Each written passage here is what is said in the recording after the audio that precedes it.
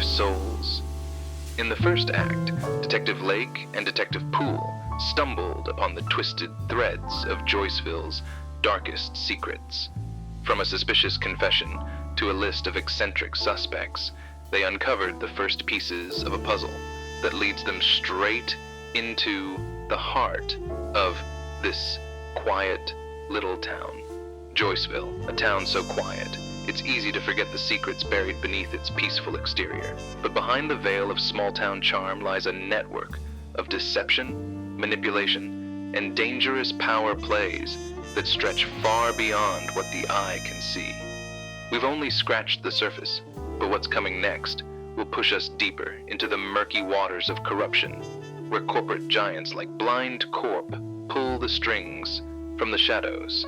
So, sit tight. The next chapter of Fogbound Deceit will take you further down a path few dare to walk. The stakes are rising, the mystery deepening, and the pieces of this deadly game are about to fall into place. Keep your wits sharp, because the story you thought you knew is just beginning to unravel.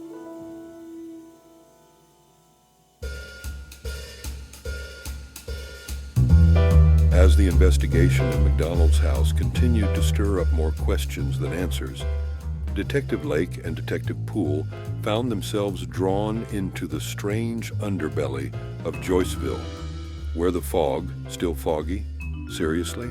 Anyway, the never-ending fog seemed to hang heavier over certain parts of the town. It was here, amid the haze of mystery, that the next lead took them to a place where people gathered to do business of a very peculiar sort. A tavern, tucked away just off the main road, where the drinks flowed almost as freely as the rumors. The air was thick with cigarette smoke and the clinking of glasses.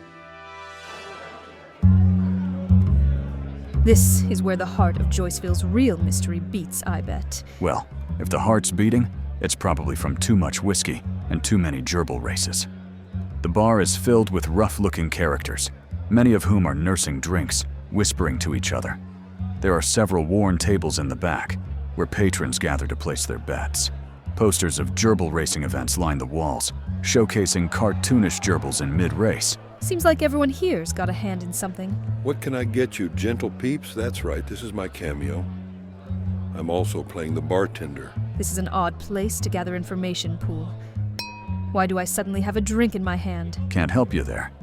But about this place, well, you never know where a lead might pop up, Lake. Besides, I've heard rumors that gerbil racing enthusiasts often overhear unusual tidbits. Also, these caffeine drinks are the worst. Goat milk. What about it? We're drinking goat milk. That explains less, and it concerns me more. Move along, Pool. Lake, this place reeks of secrets, lavender oil and onion rings. Let's find out what MacDonald was really up to. Looks like quite the crowd tonight. Must be a big race coming up. What can I get for you fine detectives? I'm a natural at this acting stuff. 2 whiskeys, please. 3 whiskeys. Make that 4 whiskeys. 5 whiskeys. I'll bring you a bottle. 2 bottles. All right, dial it back a bit. Slow down. 2 iced waters and an iced tea. Overcorrected. Mezcal old-fashioned and a Manhattan. There we are. You got it. Hold the goat milk. We don't have any goat milk. No, I mean, here. Handle this. Here's mine, too. Okay. Oh, why is it warm? So it looks like MacDonald wasn't the only one with a thing for gerbil racing. Hard to say.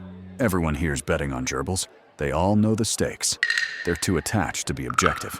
He gestures toward the burly enthusiast, a large man sitting at a corner table. The man is talking animatedly with a few others, his face flushed with excitement as he gestures wildly, spilling his drink. You hear about MacDonald? Got himself in a real mess, he did. I knew that old fool would fall one of these days. The detectives exchange a glance and make their way toward the table. The burly enthusiast looks up at them with mild surprise, then a hint of recognition. You the law? Easy there, Goldilocks. We're looking for information. You knew MacDonald. Yeah, I knew him. He was a regular, always placing big bets. Betting on what, exactly? Big ones, if you ask me. Betting on what, exactly? The burly enthusiast leans back in his chair, clearly enjoying the attention. He wipes his mouth with the back of his hand, his eyes flicking around the room to ensure no one is listening too closely. Those gerbils of his. Midnight Runners. I've heard the name. Everybody's been talking about them. Yes, I mean, You know about them? yes. Midnight Runners. No, I meant to say not. But what makes these gerbils so special? No clue. They're not just any gerbils. People don't know it, but MacDonald had a secret stash of these critters. Special gerbils. MacDonald wasn't just in it for the race, you see. He was playing a bigger game. MacDonald got a little too deep into it.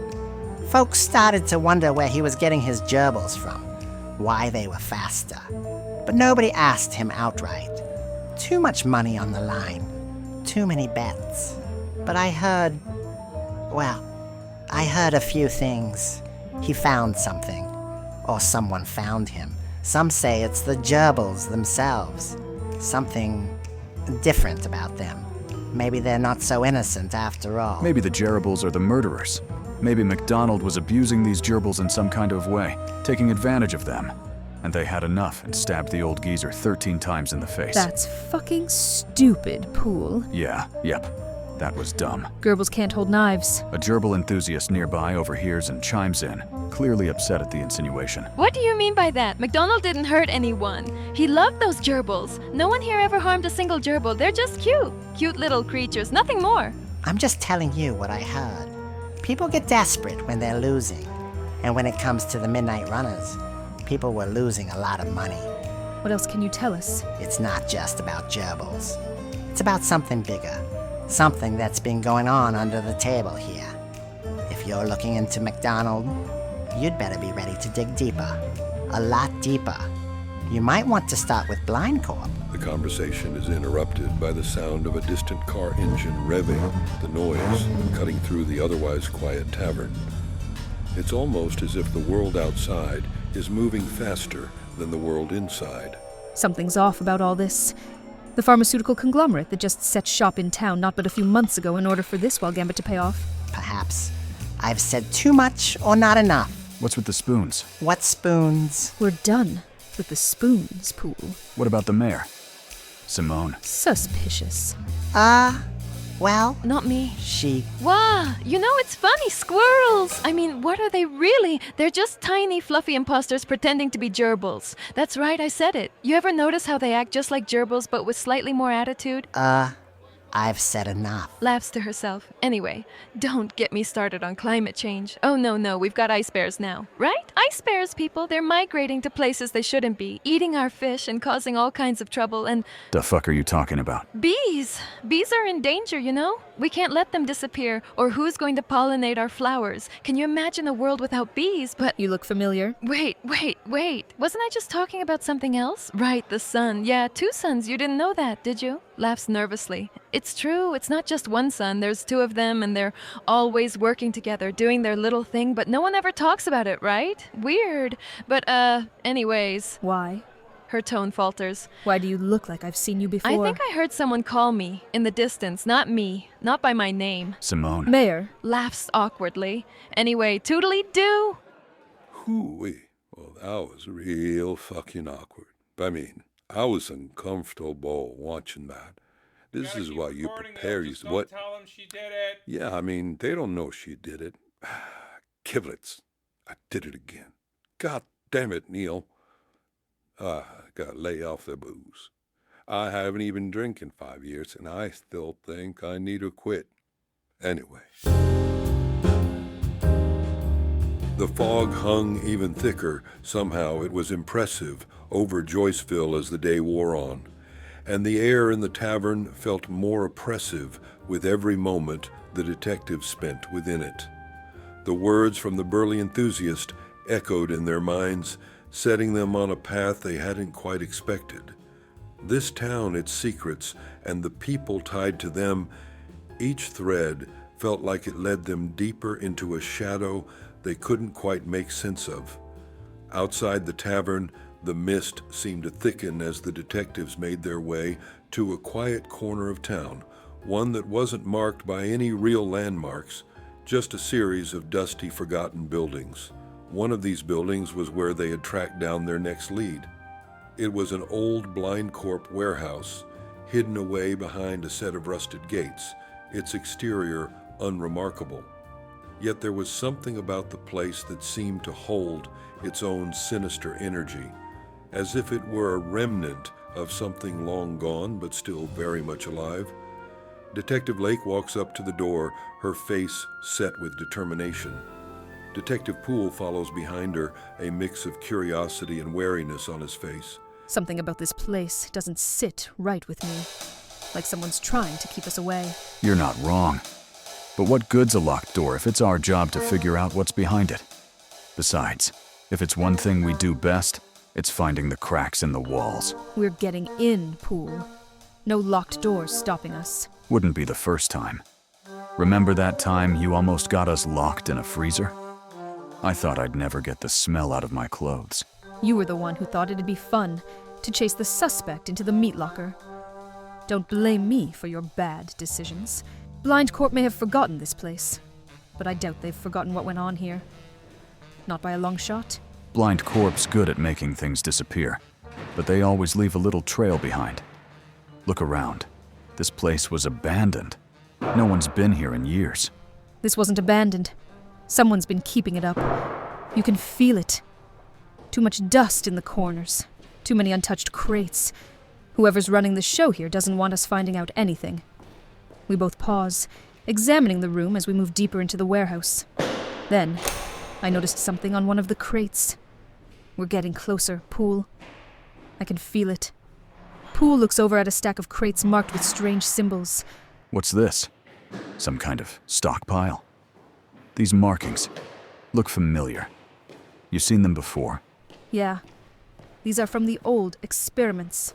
The ones Blind Corp never wanted anyone to know about. What do you think we've just found? A hidden stash of secret weapons?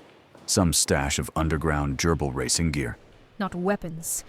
The experiments. What happened here wasn't just about a few lab rats or gerbils. Blind Corp was up to something bigger. Something we're only starting to uncover. This was ground zero. The gerbils, they were just the distraction. Carefully, I peel back the crate's lid, revealing the old lab equipment inside. The faint glow from one piece catches my eye.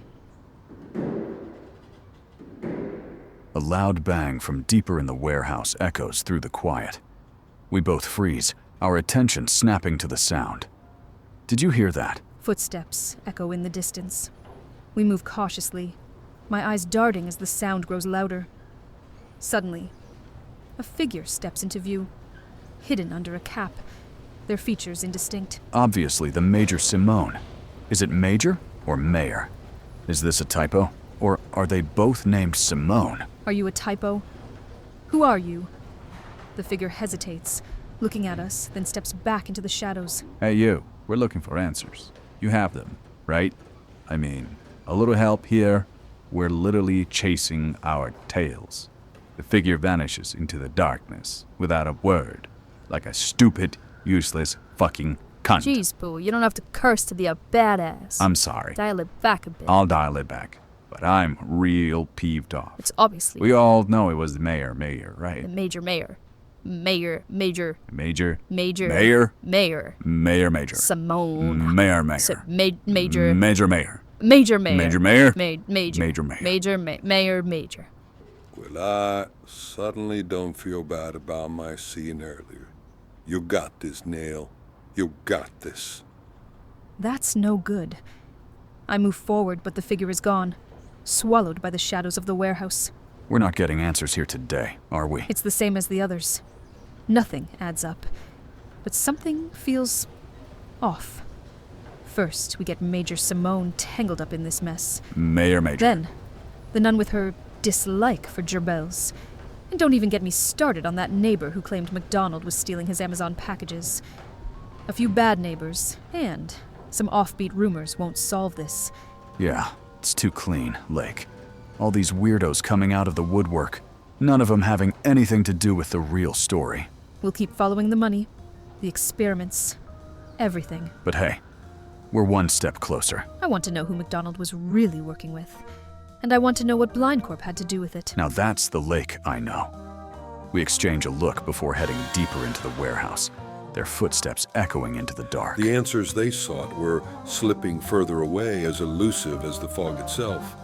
But one thing was clear. Blind Corp's shadow stretched further than they had imagined, and Joiceville was just the beginning. As the fog over Joiceville thickened, so did the mystery surrounding the murder of Old Man MacDonald. At this point, I'm honestly considering the fog as an actual suspect. Anyway, Detective Lake and Detective Pool had gone through the motions of the investigation, each new lead only bringing more confusion. Yet there was one thing they could be certain of. Forensic analyst Steve was only making things stranger. It was just another day at the police station. Well, at least for everyone but Steve, fucking Steve being all Steve.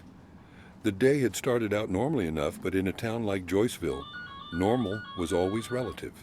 And today, Steve had a revelation, a theory that no one saw coming. Steve, we need some clarity here. Oh, yes. I got you there. Some theories, biggest theories, really, that could, everything. It could change everything. But, well, I don't want to say too much all at once, but I will anyway. He starts waving his hands around like Charlie Day in that episode of It's Always Sunny, gesturing to various papers and files, as if they'll explain everything. First off, no music for me. Man, guys, seriously, why?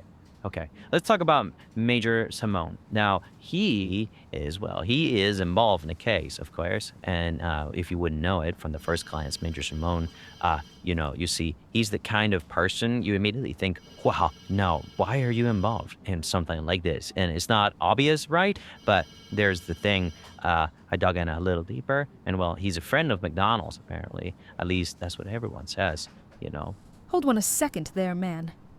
I think you've already said that before. We're in Act 2, Scene 3.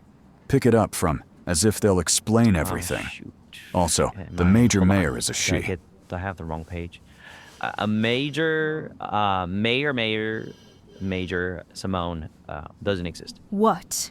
I told you the gerbils did it, Lake. I fucking told you. Well, y'all know Blind Corp, right? Blind Corp, Blind Corp. Haha, there you go. Can't throw a festival here around without those guys. And, they're also big sports of mine, signing the checkies. And speaking of the festival, big festival, best festival, greatest festival of all time, some may say, it's going to be a heck of a time. It's going to be so wonderful. You're all comment, right?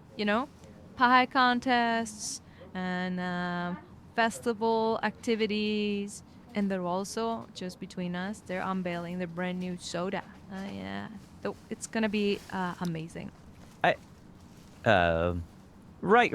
Blind Corp, of course, yes. Oh, Major Simone is real, but Mayor Simone is her surname. Also, Blind Corp, yes, the sponsor of the festival. And Simone has been getting big campaign contribution from them, which at least is just, excuse me, a little something that, adds up to her culpability. But no, she definitely couldn't be involved on anything criminal. So she's got a good alibi, too. What is it? I didn't do it. See? Solid. The alibi? What's her alibi? That was it. She literally just said, say it again, please, Major Simone. I didn't do it. I think I'll jot it down on my journal. Scribble. That's not enough. But Steve, we've seen how things can get a little tangled up when there's money involved, right? Major Simone's ties to Blind Corp. It's just a coincidence, though, right? Uh-huh. There you go. Oh, no. She wouldn't. No, it's not like that. Absolutely not. No reason at all. Obviously she did it. Consider her just a suspect for now, but no. I think I'll jot that too on my journal. Scribble. He seems to be sweating now. Scribble. Grasping at his papers. Scribble. So let's just forget about that part. Let's just forget about a whole thing, okay? How about Detective Lake? You've been stepping around quite a bit, right, huh? Always in the middle of things, looking into stuff. Could be you, under a lot of pressure. Maybe a little too much pressure. Really, Steve? You're accusing me now? What's next, Steve? Maybe I did it. Scribble. Well. it's there always, a chance. Yeah, you two are right there. You've been investigating a lot lately, and I've been thinking maybe, just maybe, they've been pulling the strings from behind the curtains. Maybe the narrator did it. Da fuck did he just say? Of course. The narrator. Yeah, the narrator. Why didn't I think of that? Have you ever thought about that? I mean, they're the one telling the whole story, right? They're in control of everything.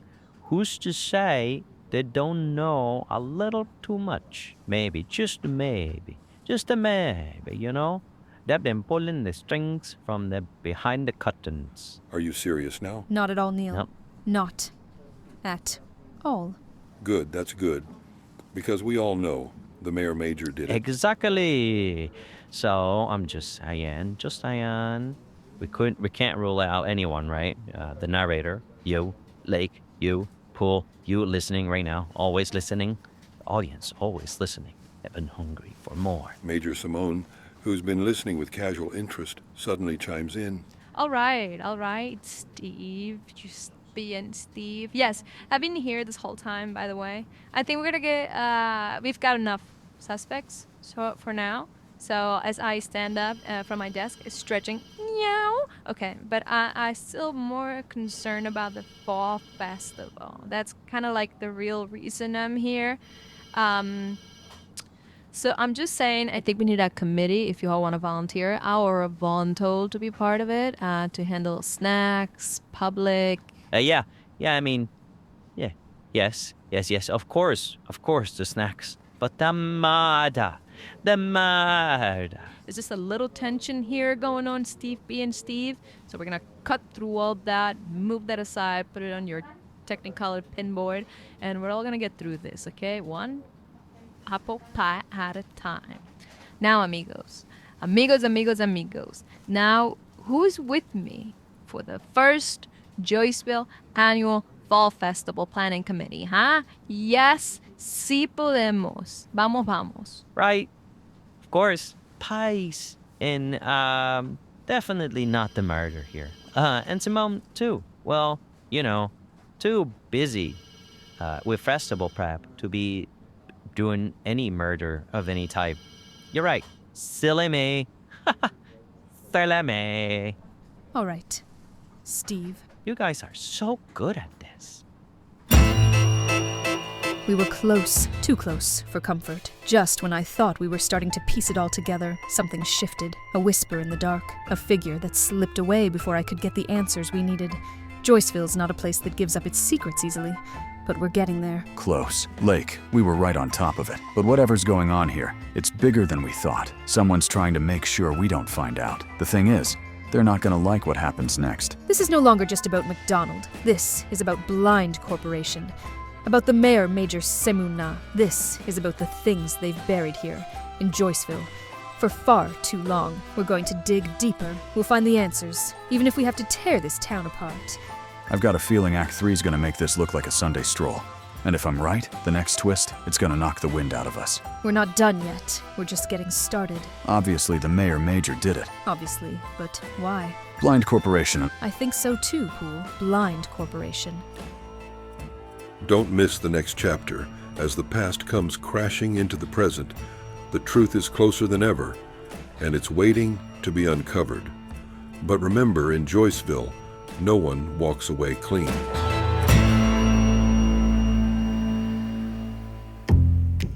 This episode is made possible by listeners like you. Visit our website at lifedesign.net/excuseus. For support or additional information, please visit our website or Patreon page at patreon.com/rodpoolart.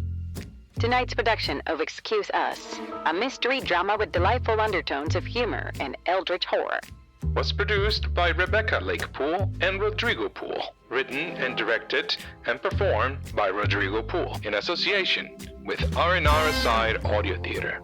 Music and sound effects by Epidemic Sound. Some other sound effects were recorded live on set. Voice modulation by 11 Labs. If you're enjoying this production, please make sure to review or subscribe to our show wherever you listen to your podcast. Check out our Patreon page for bonus content. Until next time, This is Rodrigo Pool, saying thank you very much for listening.